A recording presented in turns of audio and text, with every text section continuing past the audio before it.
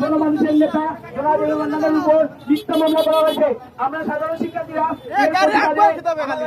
কর্মসূচি পালন করি। আমাদের সাধারণ শিক্ষার্থীদেরকে আমরা শান্তি করতে দেবো, আমরা আন্দোলন করি। আমাদের জনমানুষের নেতা জনাব ইমান্নান আমাদেরকে সহযোগিতা করেছেন। সেই ইমান্নান স্যার আমাদের শান্তি করতে সহযোগিতা করতে পারেন। তিনি কিভাবে গিয়ে সুনামগঞ্জে গুলি অর্ডার দিবেন এটা আমাদের বুঝে আসে না। সাধারণ শিক্ষার্থীরা এর তীব্র চিন্তা জানায় এবং যারা পরিকল্পিতভাবে মামলা দিয়েছে তাদের আইনি ব্যবস্থা আমরা চাই। আমাদের দাবি মানুষকে নিঃশর্ত মুক্তি দিতে হবে, প্রথমবারে মুক্তি দিতে হবে। মান্নান স্যার এই তো বৈষম্য ছাত্র আন্দোলনের যে মামলা করা হয়েছে কোনোভাবে জড়িত না। মান্নান স্যার আমাদের বৈষম্য ছাত্র আন্দোলনের আমাদের সমর্থন করেছেন, আমাদের সহযোগিতা করেছেন, আমাদের সব ধরনের সহযোগিতা করেছেন। এই মান্নান স্যারকে কিভাবে মিথ্যা মামলা দেওয়া হয় আমরা এর প্রতিবাদ জানাই।